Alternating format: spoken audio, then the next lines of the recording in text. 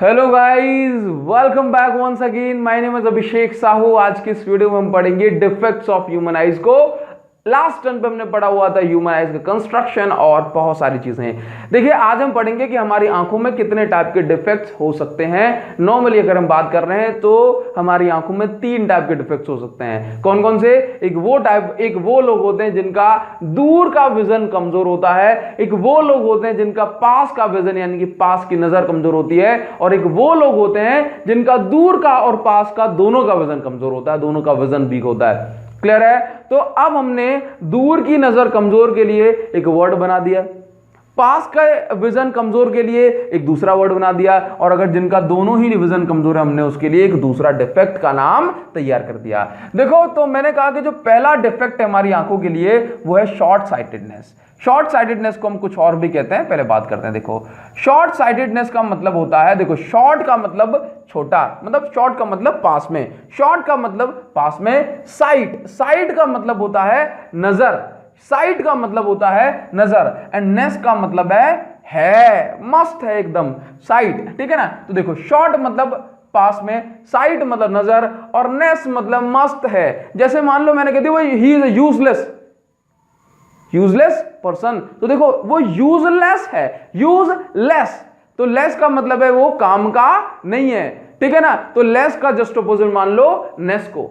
ठीक है ना? तो शॉर्ट मतलब पास में, साइट मतलब नजर, नेस मतलब मस्त है। ठीक है ना? तो इसका मतलब क्या हुआ कि शॉर्ट की नजर मस्त है, एकदम बढ़िया है। तो भाई कौन सी वाली नजर में कमजोरी आ गई? तो याद रखना, दूर की नजर में, दूर का विजन क्लियर नहीं है। तो क्या लिख देना यहां पे? दूर का विजन क्लियर नहीं है, क्लियर नहीं है, नहीं है। ठीक है? अब देखो, तो जब भी आपसे कह दिया जाए शॉर्ट साइटेडनेस, तो उसमें शॉर्ट की साइटनेस है, मस्त है। ठीक है ना? जबकि दूर का विजन उसमें क्लियर नहीं है। अब इस शॉर्ट साइटेडनेस को हम एक और नाम से जानते हैं, जो कि है हमारी मायोपिया। अब आपसे पूछा जाएगा कि ये बताओ मायोपिया कैसा डिफेक्ट है? मायोपिया क्या है? तो myopia is a defect of eye in which we can not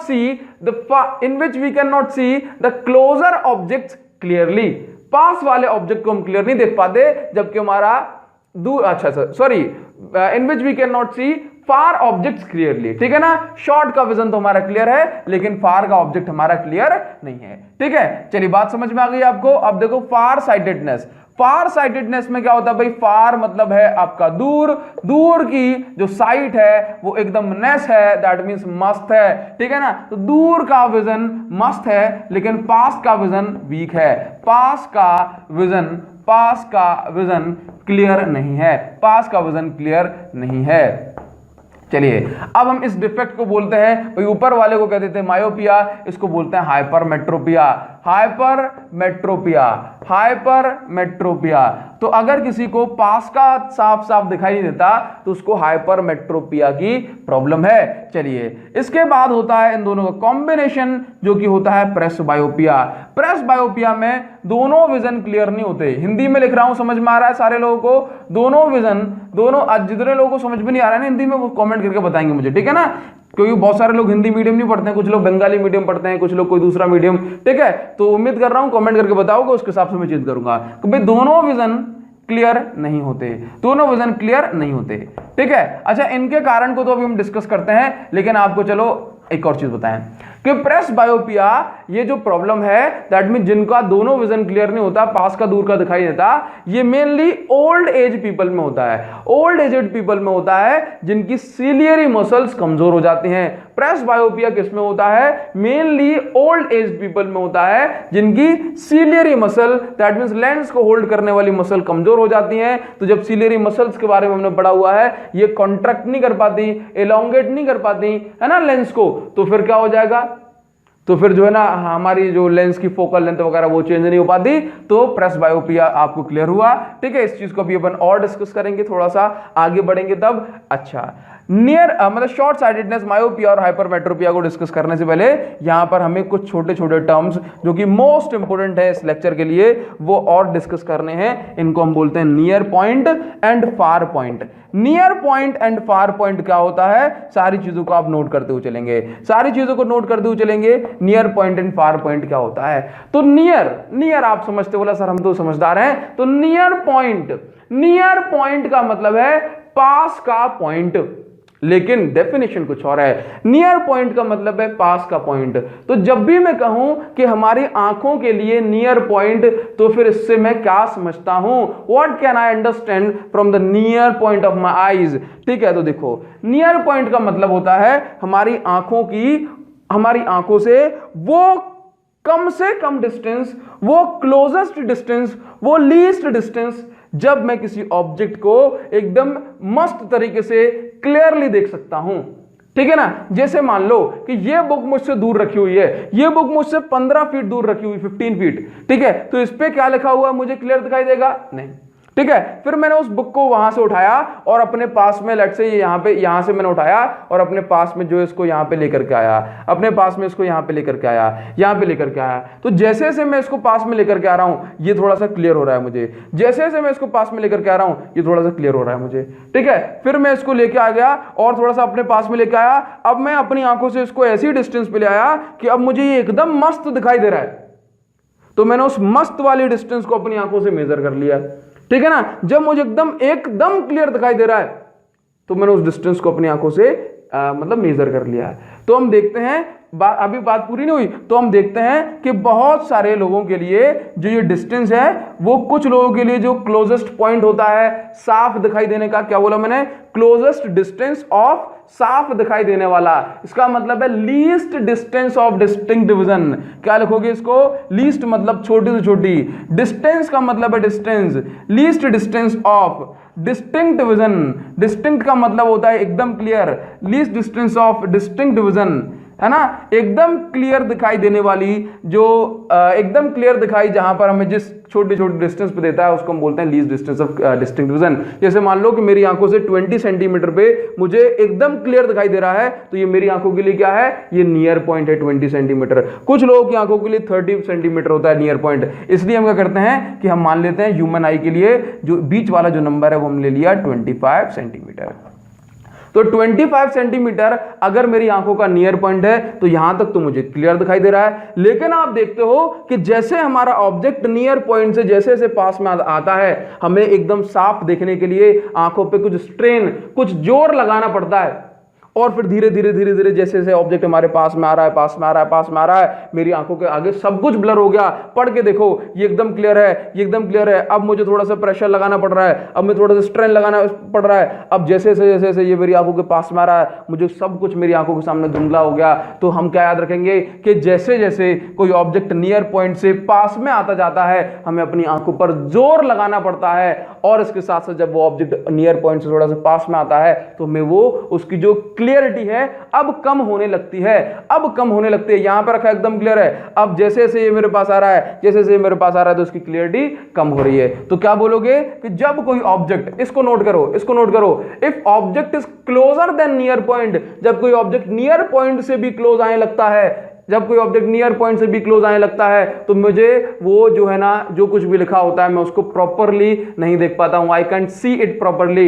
जब कोई ऑब्जेक्ट नियर पॉइंट से भी पास में आता है, तो मैं उसको प्रॉपरली नहीं देख पाता हूं। इसके बाद तो अगर मुझे डिफाइन करना हो नियर पॉइंट क्या है, तो क्या बोलूंगा भाई, नोट कर लो, नियर पॉइंट मेरी आंखों के लिए वो पॉइंट है, वो क्लोजेस्ट पॉइंट है। नोट करो, नियर पॉइंट हमारी आंखों के लिए वो क्लोजेस्ट पॉइंट है जब हम किसी ऑब्जेक्ट को विदाउट स्ट्रेन एकदम प्रॉपर तरीके से देख पाए, जब हम किसी ऑब्जेक्ट को without strain, without pressure on our eyes, उसको बहुत आसानी से देख पाए। ठीक है ना, चलिए भाई, इसके बाद बात करते हैं फार पॉइंट। तो हेल्दी आईज के लिए जो नियर पॉइंट होता है वो कितना होता है, भाई 25 सेंटीमीटर। बात करते हैं फार पॉइंट। तो फार पॉइंट का मतलब है कि हमारी आंखें विदाउट स्ट्रेन कितने दूर तक का क्लियर देख सकते हैं, तो हम बोलेंगे भाई हेल्दी आईज के लिए ये जो होता है ये इन्फिनाइट होता है, ठीक है ना।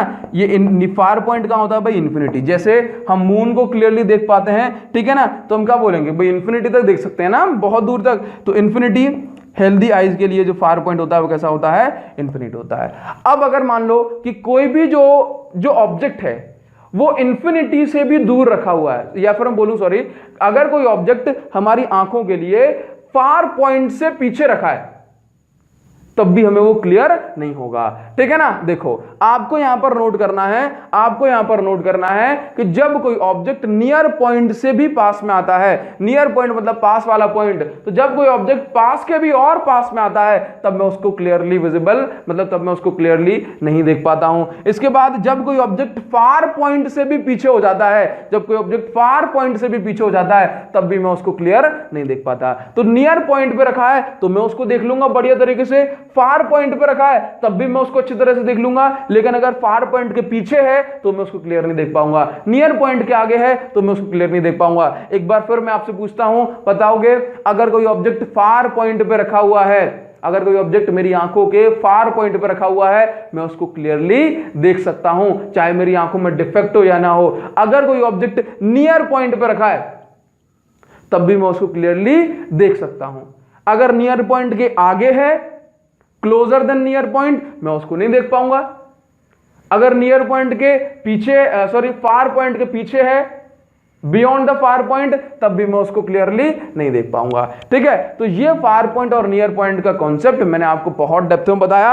अब बात करते हैं कि आईज में जो डिफेक्ट होते हैं उनमें क्या क्या केसेस बनते हैं, ठीक है। इसको हटा दें, चलिए भाई इसको हटा दें, नियर पॉइंट फार पॉइंट आप याद रखेंगे। अच्छा ठीक है। अब देखो मान लो आपसे एक छोटी सी बात कहता हूं, मैंने कहा कि हेल्दी आईज के लिए फार पॉइंट होता है इंफिनिटी पे। अब मुझे जो है थोड़ा, अगर मैं चश्मे को हटा दूं, चलो हटाऊंगा तो बेकार लगूंगा, चलो हटा, चलिए ठीक है। तो अब मान लो कि मुझे जो है अगर मैं चश्मे को हटा दूं तो मुझे बहुत दूर अगर कोई चीज लिखी हुई है तो मुझे क्लियरली विजिबल नहीं होती, ठीक है ना। मुझे कौन सी प्रॉब्लम है भाई, मुझे मायोपिया है, ठीक है। मायोपिया मतलब दूर का आपको विजिबल नहीं है, बहुत सारे स्टूडेंट को इस तरह की प्रॉब्लम होती है। तो अगर मैं आपसे कहता हूं कि मेरी आईज हेल्दी आईज नहीं है तो, और मुझे दूर का दिखाई नहीं देता, तो क्या मेरे लिए भी फार पॉइंट इंफिनिटी होगा? नहीं, मेरे लिए फार पॉइंट इंफिनिटी नहीं होगा। जबकि अगर मैं ज्यादा से ज्यादा कितने दूर तक का क्लियर देख पाऊंगा, मैंने कहा भाई मैं 300 सेंटीमीटर तक का क्लियर देख पाऊंगा, है ना। मेरी आंखों से 300 सेंटीमीटर तक का जो क्लियर लिखा हुआ है, वैसे तो बहुत देख लूंगा, ठीक है ना, वैसे तो बहुत देख लूंगा, लेकिन 300 सेंटीमीटर तक का मैं एकदम क्लियर देख सकता हूं, एकदम चकाचक देख सकता हूं।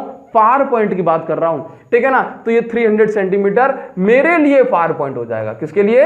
मेरे लिए, ठीक है ना। तो फार पॉइंट पर अगर कुछ रखा है तो डिफेक्टेड आईज से भी मैं उसको क्लियरली देख सकता हूं, है ना, क्योंकि मेरे लिए फार पॉइंट की वैल्यू कुछ और है और हेल्दी आईज के लिए फार पॉइंट की वैल्यू कितनी हो जाएगी? इंफिनिटी। तो आपसे पूछा जाएगा कि नॉर्मली सारी चीजों को समझो, बच्चे इसमें बहुत ज्यादा कंफ्यूज हो जाते हैं भैया, तभी तो मैं आपसे थोड़ा धीमे धीमे से सारी चीजों को चला रहा हूं। मैंने कहा ये रही मेरी eyes, far point healthy I के लिए कहां होता है? इंफिनिटी पे होता है नहीं होता? फार पॉइंट हेल्दी आई के लिए कहां होता है? इंफिनिटी पे होता है। ये बना दिया मैंने फार पॉइंट। लेकिन अगर मुझे मायोपिया की प्रॉब्लम है तो मैं इंफिनिटी तक का तो क्लियरली नहीं देख पाऊंगा। तो मेरे लिए फार पॉइंट कहां होगा? मेरे लिए मैं ज्यादा से ज्यादा यहां तक का क्लियर देख पाऊंगा, तो मेरे लिए जो फार पॉइंट होगा वो पास में आ जाता है। कहां जाता है? पास में। तो क्या बोलना कि हमेशा जब मायोपिया की बात की जाती है तो फार पॉइंट पास में आ जाता है, ठीक है ना। फार पॉइंट पास में आ जाता है, पास में शिफ्ट हो जाता है। क्लियर? आपको इसमें बहुत ज्यादा दिमाग नहीं लगाना। अब आते हैं भाई कि विजन में क्या क्या प्रॉब्लम्स हमारी किस किस तरह से होती है, ठीक है ना। चलिए तो बात करते हैं शॉर्ट साइटेडनेस, जिसको हम क्या बोलते हैं? जिसको हम बोलते हैं दूर का विजन भी क्लियर नहीं है, मायोपिया हो जाता है। तो देखो ये कंडीशन कब बनती है? तो याद रखना कि मायोपिया के अंदर, मायोपिया देखो क्यों होता है? मायोपिया होता है कि भाई किसी कारण से हमारी जो आई बॉल होती है, है ना। कल हमने आई बॉल के बारे में पढ़ा, हम किसी कारण से हमारी, किसी कारण का मतलब है कि हमारे जो है न्यूट्रिएंट्स में कमी हो गई, हमारी आंखों पर ज्यादा स्ट्रेन पड़ा, ज्यादा जोर पड़ा, तो फिर हमारी जो आई बॉल है वो अगर एलोंगेट हो जाए, क्या हो जाए, एलोंगेट हो जाए। एलोंगेट का मतलब है कि आई बॉल का जो साइज है बड़ा हो जाना, ठीक है ना, साइज बड़ा हो जाना, इसको हम बोलते हैं एलोंगेट होना, लॉन्ग, एलोंगेट हो जाना, ठीक है ना। तो अगर हमारी आई बॉल एलोंगेट हो गई, है ना, एलोंगेशन ऑफ आई बॉल। अब देखो मैं इसकी बता रहा हूं आपको, ठीक है ना, एलोंगेशन ऑफ आई बॉल, अगर हमारी आई बॉल एलोंगेट हो जाए, सारी चीज समझाऊंगा, ठीक है, या फिर अगर हमारी आई बॉल एलोंगेट हो जाए, या फिर लेंस का जो रेडियस ऑफ कर्वेचर है वो बड़ा हो जाए, ठीक है, लेंस का रेडियस ऑफ कर्वेचर बड़ा हो जाए, तो मैं इसको लिखूंगा excessive radius of curvature of lens, ठीक है ना, excessive radius of curvature of lens, excessive radius of curvature of lens, ठीक है ना। चलिए भाई, ये बात आपको समझ में आई, ठीक है। अब देखो मैंने अभी आपको कुछ समझाया नहीं है, अब मैं आपसे बात करता हूं कि नॉर्मली क्या कंडीशन बनती है और हम जो है ना और क्या क्या कंडीशन बनने वाली है। देखो, तो सबसे पहली चीज बात करेंगे, अगर मैं कहता हूं आपसे एक हेल्दी आईज के लिए, हेल्दी आईज में क्या होता है, चलिए मैंने ये बना ली है कि अपनी ये आई, ठीक है, और मैंने कहा कि भाई ये है मेरी हेल्दी आई। तो हेल्दी आई में हर बार इमेज जो है हमारे रेटिना पर बनती है। हेल्दी आई में हर बार इमेज हमारे, जैसे मान लो मैंने कहा आपसे कि ये आई लाइट रे लेंस पे पड़ी और जो है लेंस ने इसको जो है रेटिना पर जाकर के इमेज बना दी, जहां पे लाइट मीट करती हैं वहां पे इमेज बनती हैं। तो हेल्दी आई में हमेशा याद रखना कि जो इमेजेस है हमारी हर बार कहां बनेंगी, रेटिना पर बनेंगी, हर बार कहां बनेंगी, रेटिना पर बनेंगी।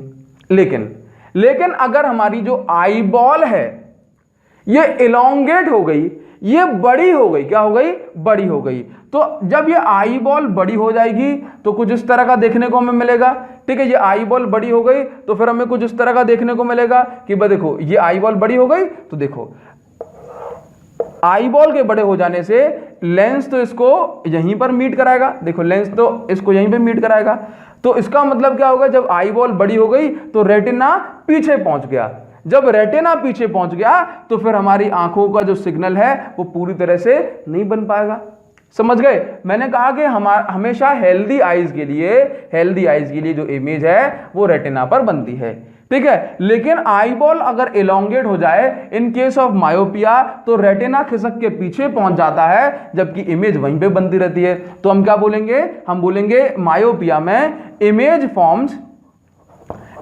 फॉर्म्स बिफोर रेटिना से पहले बन जाती है इमेज, ठीक है ना। तो फिर हमें चीजें क्लियरली नहीं दिखाई दे पाती। अब हमें कुछ ऐसा करना पड़ेगा, देखो मैं आपको पहले एक बहुत छोटा सा वर्किंग प्रिंसिपल समझा रहा हूं, इसके बाद मैं आपको डायग्राम बनाना भी सिखाऊंगा, जिस तरह से आपके डायग्राम एनसीईआरटी बुक्स वगैरह में बने हुए हैं, ठीक है। अब हमें क्या करना पड़ेगा कि देखो हमें ऐसा करना पड़ेगा कि ये लाइट रे पहले ही मीट कर रही हैं, अब इन लाइट रे को हमें रेटिना पर लेकर के आना है।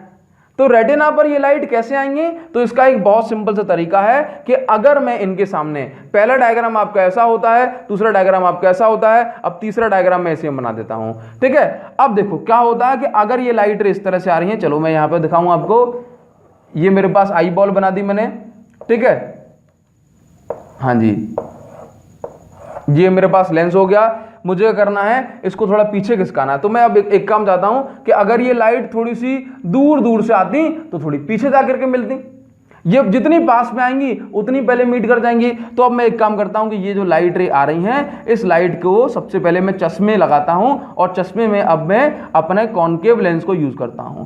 कॉन्केव लेंस को यूज करने से क्या होगा कि ये लाइट रे इसके पास में आ रही थी, अब ये लाइट आएंगी और ये डाइवर्स हो जाएंगी, क्या हो जाएंगी, ये डाइवर्स हो जाएंगी। डाइवर्स होने से क्या होगा कि देखो ये आई पहले सीधी आ गई थी, अब ये थोड़ी सी ऐसे आई, मतलब इनको ज्यादा डिस्टेंस हो गई अब इनके बीच में। अब इसके बाद ये लेंस से पास होंगी तो ये लेंस इसको यहां पे कन्वर्ट करा देगा। मतलब कॉन्केव लेंस क्या कर रहा है, कॉनकेव लेंस हमें इतना सा काम करके दे रहा है कि जो लाइट जो है ना ये पहले ही मीट कर रही थी क्योंकि ये पास पास में आ रही थी, कॉनकेव लेंस ने क्या किया, इन लाइट रे को डाइवर्ज करा दिया। दैट मींस इनके बीच, इन लाइंस लाइट रे के बीच की जो डिस्टेंस है वो बढ़ा दी, डिस्टेंस बढ़ा दी। उसके बाद कॉन्वेक्स लेंस के पास पहुंची, कॉन्वेक्स लेंस ने कन्वर्ज कराया तो अब ये पीछे जाकर के मिली। तो भाई ये जो है ना ये है आपकी मायोपिक आई। कौन सी आई है ये है आपकी मायोपिक आई, ठीक है। और ये है आपकी ट्रीटेड आई। कौन सी आई है आपकी?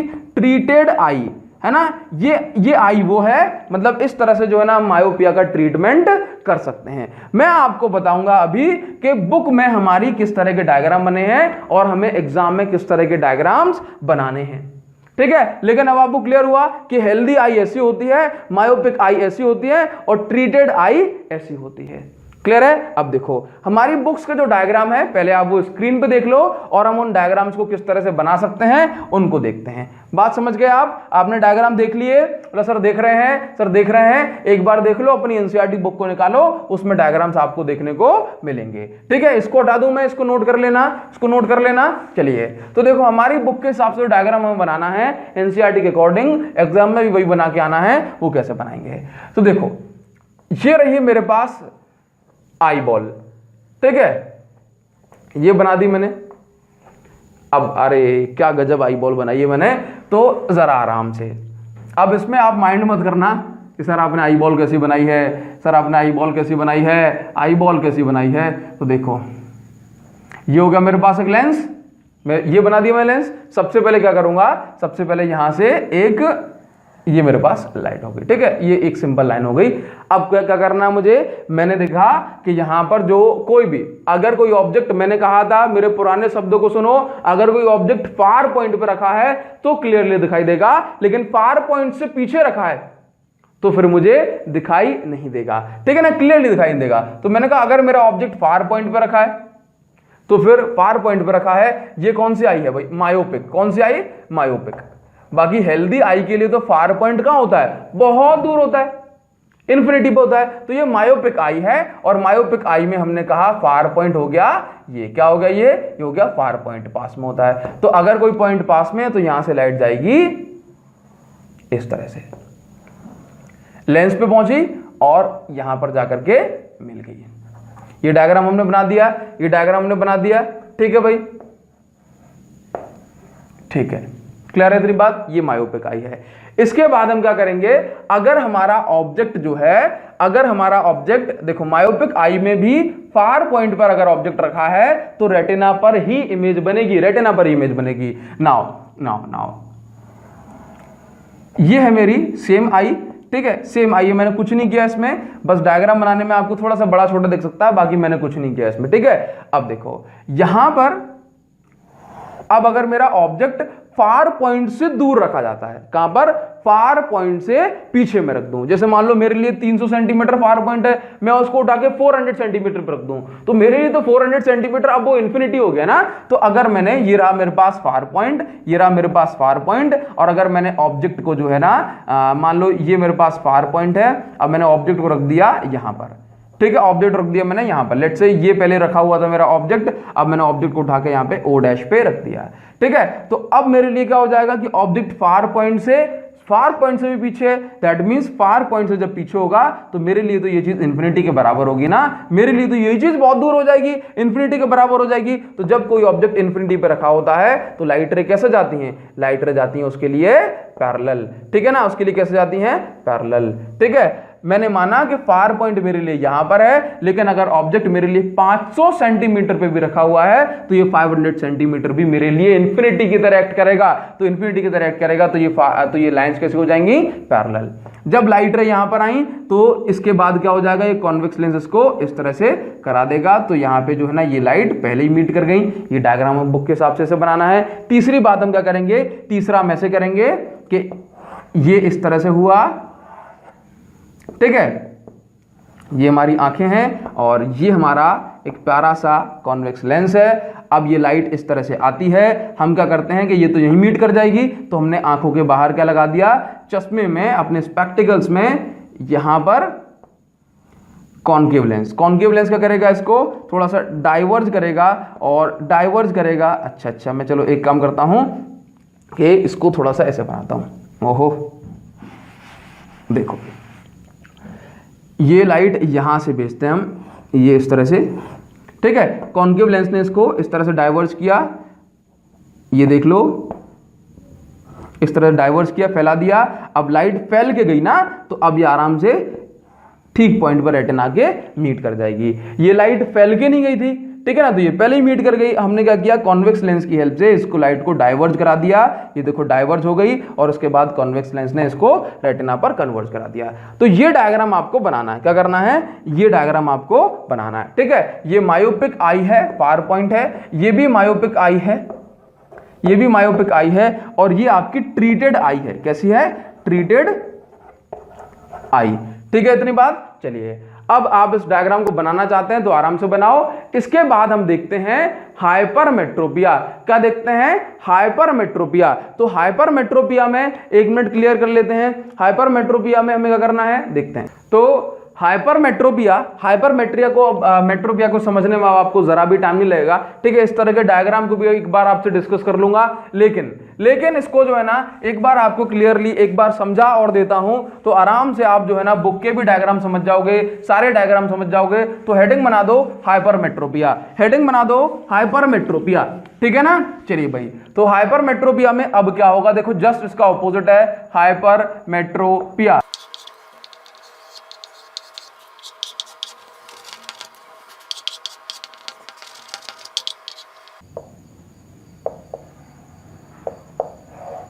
अब देखो ये हो गई मेरी हेल्दी आई। हेल्दी आई में क्या होता है कि रेटिना पर आपकी इमेज बनेगी। इसके बाद यहां पर देखो कि डिफेक्टेड आई में क्या होगा कि भाई इमेज तो यहीं पे बन रही थी, लेकिन हाइपरमेट्रोपिया में क्या हो गया, देखो इमेज तो यहीं पे बन रही थी, लेकिन हाइपरमेट्रोपिया में क्या हुआ, हाइपरमेट्रोपिया में आई बॉल हमारी कॉन्ट्रैक्ट हो गई, तो रेटिना खिसक के आगे आ गया। तो इमेज कहां बन रही है, after the retina, after the retina या फिर बियॉन्ड द रेटिना, ठीक है ना। आफ्टर द रेटिना, इमेज हमारी रेटिना के पीछे बन रही है। एक बात को आप याद रखेंगे, ठीक है। इसके बाद अब देखो मुझे क्या करना है, मुझे करना है कि ये जो इमेज है, ये जो लाइट्स का मीट करना है, ये थोड़ा सा पहले ही मीट कर जाए तो मेरा काम बन जाएगा, इमेज रेटिना पे बन जाएगी। तो लाइट पहले ही कैसे मीट करेंगे, तो जो लाइट रे जो आ रही है ना, हम इसको थोड़ा सा पास में कर दें तो ये पहले ही मीट कर जाएंगी। तो हमने आंखों के लेंस से पहले अपना बाहर एक कॉन्वेक्स लेंस लगा दिया in the form of specs, चश्मे के फॉर्म में हम इसको यूज कर लेंगे। तो इसने जो है ना लाइट रे को हल्का सा कन्वर्ज कराया, हल्का सा कन्वर्ज कराया, ठीक है। अब ये वाला खुद का लेंस, हमारी आंखों का लेंस, इस लाइट को थोड़ा सा और कन्वर्ज करा देगा, तो ये लाइट हमारी पहले ही मीट कर जाएगी, लाइट हमारी पहले ही मीट कर जाएगी, ठीक है। तो इस तरह से हम कॉन्वेक्स लेंस का यूज करके हाइपरमेट्रोपिया को ट्रीट कर सकते हैं, ठीक है। तो ये तो आपका हो गया आपका सिंपल समझने के लिए डायग्राम। वो डायग्राम जो बुक में बनाए जाते हैं और बुक में बनाए गए हैं, उसको आप एक बार समझ लो कि वो कैसे बनेंगे। जैसे मान लो इसमें क्या करना है कि अगर मेरे पास ये मेरी आंख है, ये मेरी आंख है, और ये रही मेरी कौन सी आई, ये मेरी हाइपरमेट्रोपिक आई, ठीक है ना, हाइपरमेट्रोपिक आई। हाइपरमेट्रोपिक आई में क्या होता है कि अगर आपका ऑब्जेक्ट नियर पॉइंट पे रखा है, नियर पॉइंट पे रखा है मतलब हर केस में क्या होता है कि मान लो अगर आपका ऑब्जेक्ट नियर पॉइंट पे रखा है, तो नियर पॉइंट से लाइट गई ऐसे और मीट कर जाएगी आपके रेटिना पर, आपके रेटिना पर। चलिए भाई, ये आपके एकदम मीट कराना एक ही पॉइंट पे, ये आपके रेटिना पे मीट कर गई, ठीक है। ये क्या हो गया, आपका नियर पॉइंट हो गया, ठीक। अब मानो कि आपका जो ऑब्जेक्ट है वो नियर पॉइंट से पहले रखा हुआ है। अगर आपका ऑब्जेक्ट नियर पॉइंट से पहले रखा जाएगा, दैट मींस क्या होता है, आप जानते हो हाइपरमेट्रोपिया में पास का क्लियर दिखाई नहीं देता। तो अगर आपका ऑब्जेक्ट हाइपरमेट्रोपिया में नियर पॉइंट से पहले रखा जाएगा, तो ये रहा अपने पास नियर पॉइंट। अब अगर आपका ऑब्जेक्ट रख दिया गया यहाँ पे, ये हो गया आपका ओ डैश, नियर पॉइंट से पहले ही अगर ऑब्जेक्ट रख दिया गया, तो ये रहा मेरे पास कॉन्वेक्स लेंस, ये लाइट को मीट कराएगा, ये लाइट को मीट कराएगा पीछे, समझ गए। इसने लाइट को मीट करा दिया यहाँ पे, तो यहाँ पे इमेज बनेगी। अब मैं क्या करूंगा, अब मैं एक काम करूंगा, इसके पहले कॉन्वेक्स लेंस को लगा दूंगा, ठीक है। आपको बस वही डायग्राम बनाना है जिस तरह से डायग्राम बुक में बना हुआ है, जिस तरह से डायग्राम बुक में बना हुआ है, ठीक है। चलिए भाई, तो मैंने क्या किया, एक कॉन्वेक्स लेंस इसके बाहर और लगा दिया। जब मैं एक कॉन्वेक्स लेंस इसके बाहर और लगाऊंगा तो जो इमेज होगी मेरी, चलो ये रहा ऑब्जेक्ट, तो यहां से एक लाइट रे गई कुछ इस तरह से, यहां से गई, इसने इसको हल्का सा कन्वर्ज करा दिया और इसने इन लाइट रेज को और कन्वर्ज करा दिया, और ज्यादा कन्वर्ज करा दिया। ठीक है, तो मेरी जो इमेज होगी एग्जैक्ट रेटिना पर बन जाएगी। तो इस तरह से हम ट्रीट करते हैं, इस तरह से हम ट्रीट करते हैं हाइपरमेट्रोपिया को। ये डायग्राम आपको समझने के लिए, ये डायग्राम आपके एग्जाम्स के लिए। ठीक है, एग्जाम्स के लिए जो प्रॉपर डायग्राम है वो आप इमेज से बनाना, क्योंकि भाई मेरी ड्राइंग थोड़ी सी बेकार है। ठीक है, बोला सर बहुत बेकार है। ठीक है, तो क्या करना है आपको, जो डायग्राम है आराम से अपनी एनसीईआरटी बुक से बनाना या फिर इस इमेज से जो आप स्क्रीन पे देख पा रहे हो वहां से क्लियर करना। ठीक है ना। नाउ प्रेसबायोपिया मैं आपको पहले ही बता चुका हूं। प्रेसबायोपिया जो हमारा थर्ड डिफेक्ट है, प्रेसबायोपिया। प्रेसबायोपिया में क्या होता है, प्रेसबायोपिया में जो सीलियरी मसल्स हैं वो वीक हो जाती हैं। सीलियरी मसल्स वीक हो जाने के कारण से जो है, जो कोई भी पर्सन है वो ना तो दूर फोकस कर सकता है और ना ही पास में सही तरीके से फोकस कर सकता है। तो प्रेसबायोपिया का हमें डायग्राम तो नहीं बनाना, बस आपसे करेक्शन पूछा जाता है कि करेक्शन कैसे किया जाएगा। तो याद रखना, प्रेसबायोपिया के करेक्शन में एक ही चश्मे के अंदर दो तरह के लेंसेज यूज किए जाते हैं। ठीक है ना, दो तरह के लेंसेज यूज किए जाते हैं। जो नीचे वाला पोर्शन आपने देखा होगा कुछ लोगों के में, नीचे वाला जो पोर्शन होता है हमेशा नीचे वाला जो पोर्शन होता है वो कॉन्वेक्स लेंस होता है। क्या होता है, कॉन्वेक्स लेंस। ठीक है, और चश्मे का जो ऊपर वाला जो पोर्शन होता है वो हमेशा दोनों में होता है, ये दोनों में ये होता है आपका कॉन्केव लेंस। ठीक है ना, कॉन्केव लेंस। ठीक है, ऐसा मत सोचना बोला इसके नीचे हमने ये वाले में दिखाया तो भाई ये इसका कॉन्वेक्स लेंस है, इसका कॉन्केव नहीं। ठीक है ना, दोनों में सेम है। क्लियर है इतनी बात। तो प्रेसबायोपिया में क्योंकि जब हम पास का देखते हैं ना तो हमें कॉन्वेक्स लेंस की जरूरत होती है। जब हमारी पास की नजर कमजोर होती है तो हम कॉन्वेक्स लेंस लगाते हैं, जब हमारी पास की नजर कमजोर होती है तो हम कॉन्वेक्स लेंस लगाते हैं, दूर की कमजोर होती है तो हम कॉन्केव लगाते हैं, और जब हमारी दोनों नजर कमजोर हो जाती है तो हम कौन से लेंस यूज करते हैं, हम लेंस यूज करते हैं बायफोकल लेंस, है ना, बायफोकल लेंस। बायफोकल लेंस अब आप समझ गए कि कॉन्वेक्स भी और कॉन्केव भी। क्लियर है इतनी बात। तो भाई ये हुआ आपका प्रेसबायोपिया, हाइपरमेट्रोपिया, मायोपिया। मिलते हैं आपसे नेक्स्ट वीडियो में नए चैप्टर के साथ, और कमेंट करके आप मुझे बताओ कि ये वीडियो आपके लिए कैसे रही, सो दैट और भी स्टूडेंट जो इस वीडियो को देख रहे हैं अपना आपका रिव्यू पढ़ के इस वीडियो को कंटिन्यू कर सकें। ठीक है, मिलते हैं नेक्स्ट वीडियो में। Current electricity most probably start करेंगे। Thank you so much, thanks a lot guys, see you soon.